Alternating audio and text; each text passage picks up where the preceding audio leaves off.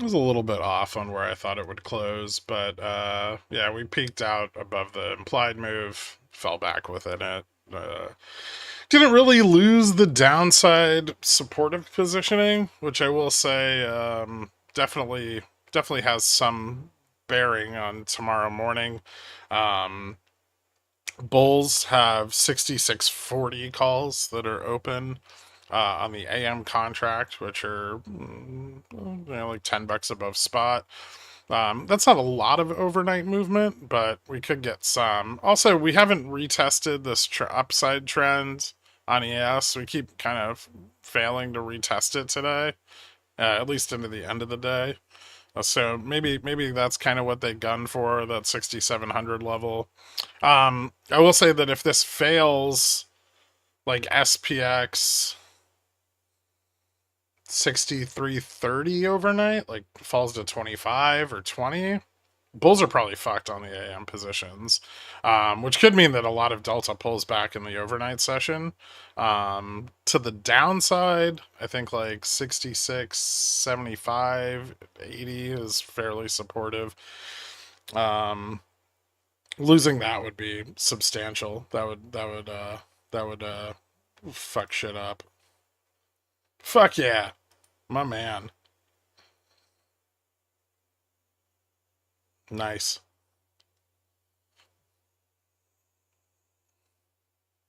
You trading futures? What are you trading? Them flies. Oh, okay. Nice. 400% return.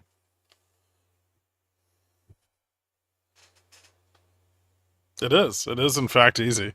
I told everybody we'd close between 30 and 40 today. VIX only being up 0.2 bip is evidence of how stubborn bulls are. BTDs. Yeah, no, the bulls are definitely being very stubborn about holding this positioning. Probably because they bought shit all the way out to like 67.50 that's been getting burned because we didn't get a run off of the like the Fed meeting. But dollar up today, yields at the back end of the curve turning up sharply as expected.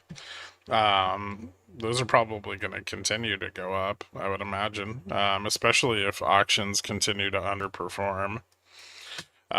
Correlation pushed down into the start of the day, broke down into close. Um, Commodities, silver up a little, gold flattening out at around 1% down, which I think was mostly just the level it was at overnight. Oil down, and mm, yeah, silver's a little bit of an interesting outlier there. Um, Bond volatility is still not fucking going anywhere, which is annoying as hell, but I guess slightly up from last Friday.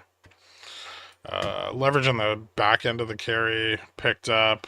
So did the front end. Looks like long vol demand's rising, and yield curve starting to pull back a little bit. On skew, a little bit of out of the money put demand last night.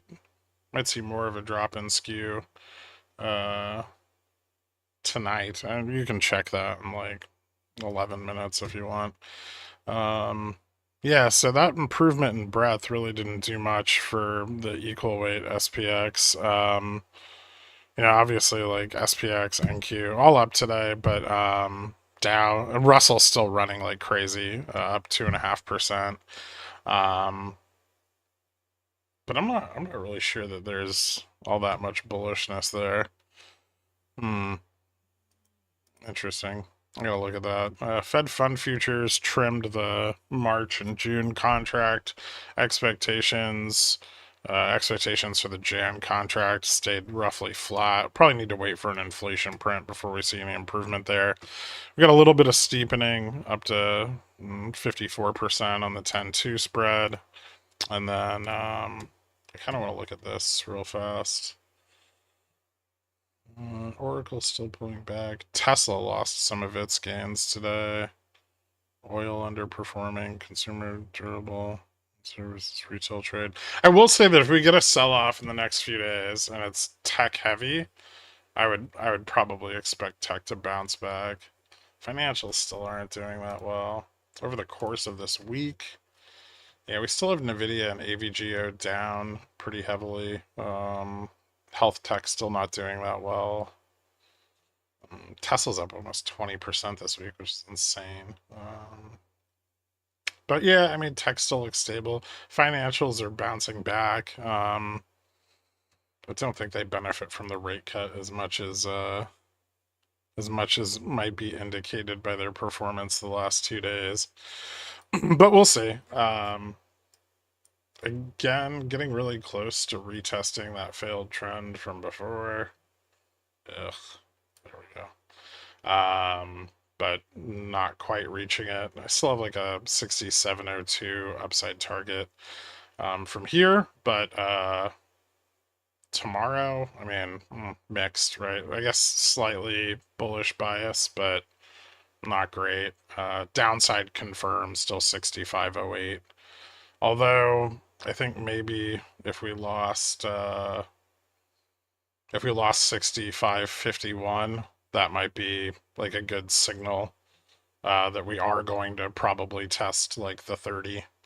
If you're trying to play the downside and you're looking for something, that might be it. Although I wouldn't have a high degree of confidence in that necessarily. Retest of gamma neutral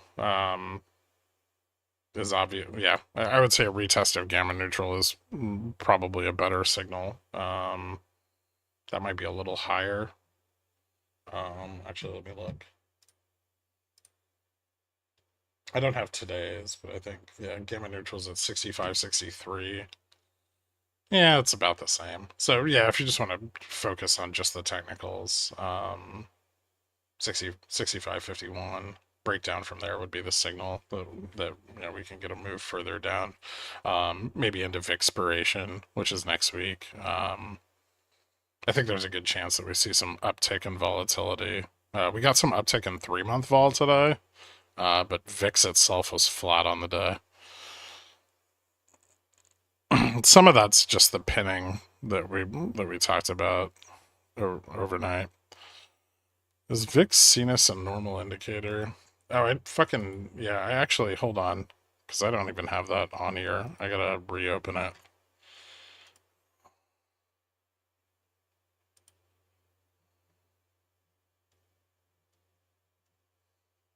And no, it's not.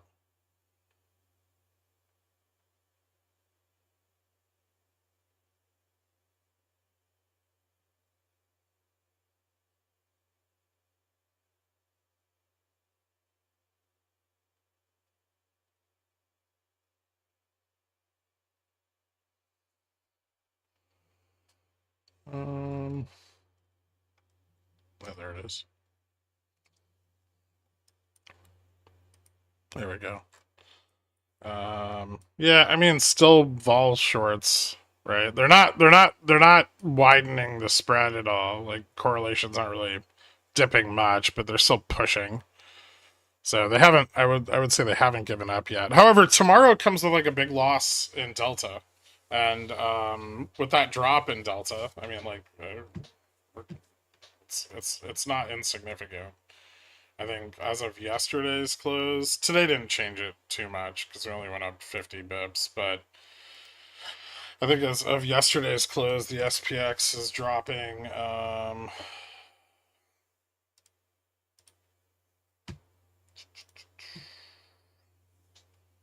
880 million or a billion, sorry, 880 billion in Delta net.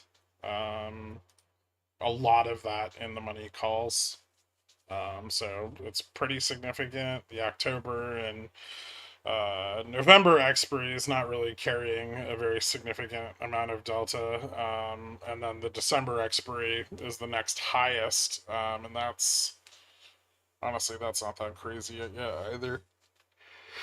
It's about 796 billion. Definitely not replacing the delta falling off. And then gamma Gamma's about 18 billion. That's falling off tomorrow too. And if we look at the exposures, oh sorry. If we look at the exposures, an 18 billion drop in total delta bring it to like, or 800 billion drop in total delta would bring it to from about 3.8 trillion to 3 trillion. I think the important part about that is like this positive Vana down here is gonna fall off. Like all the Vana, all this charm, all this supportive charm that's been keeping us floating where we're at, that's gonna be gone. So that delta wiped out. And currently that delta's been very helpful in keeping spot above 6600 and 6500 and above the collar. So I think some mean reversion is in order. The other kind of interesting thing about that is like if we go to like if you look at like the IV 10 on SPXW.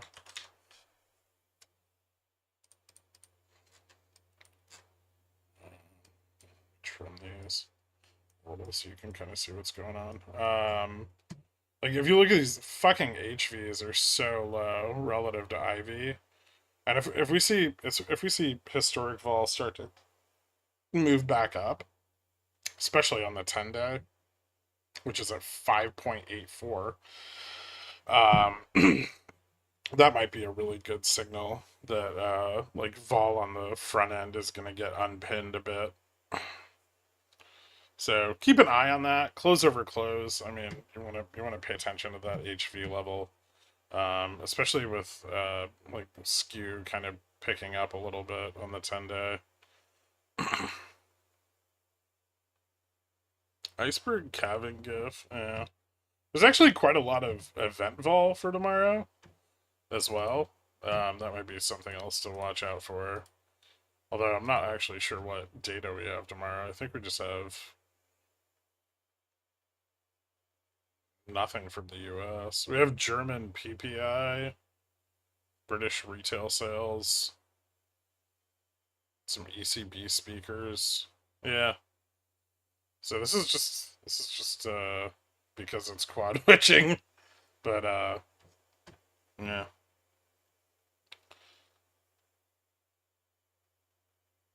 Well, one is historic volatility and one is implied volatility. So one is how volatility has behaved in the past, and one is what is an implied volatility is what's being priced into the future.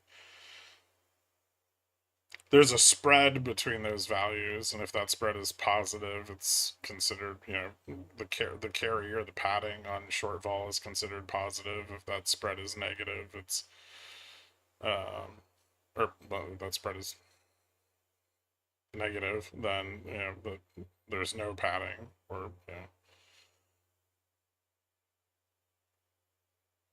And so if historic volatility is substantially lower than implied volatility, then there is a benefit to being short vol and vice versa.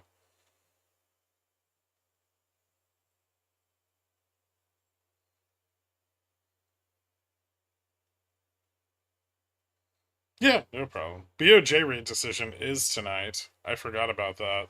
That's an excellent point. That shit's super important. However, I don't think they're going to do anything. I will say that every other time the BOJ has raised rates, they have informed, FX markets vis-a-vis either speakers or Nikkei news or both, like 48 hours in advance of a rate hike.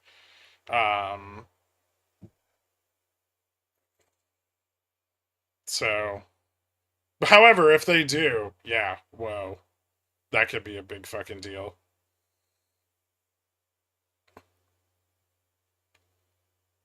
So, yeah, keep an eye on that because that would be effectively another Fed cut.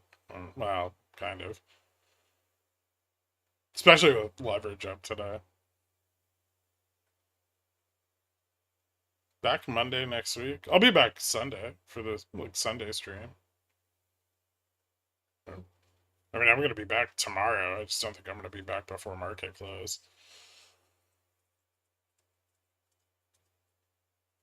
Let it ride, Pickles. Yep. All right, guys. Thank you so much for tuning in. I wish you guys the best of luck tomorrow with quad witching, and I will see you bright and early. Well, actually, no, I'll just see you Sunday for the member stream. Have a good one, everyone. Later.